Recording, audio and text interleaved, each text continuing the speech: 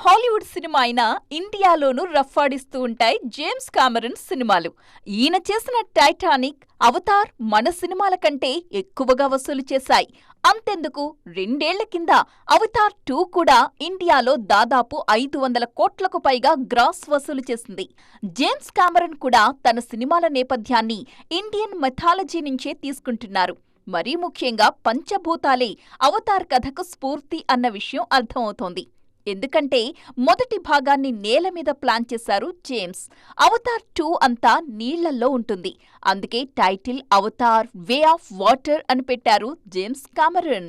మూడో భాగం నిప్పు నేపథ్యంలో ఉండబోతుంది. అందులో భాగంగా పార్ట్ 3కి ఫైర్ అండ్ యాష్ అనే టైటిల్ పెట్టారు.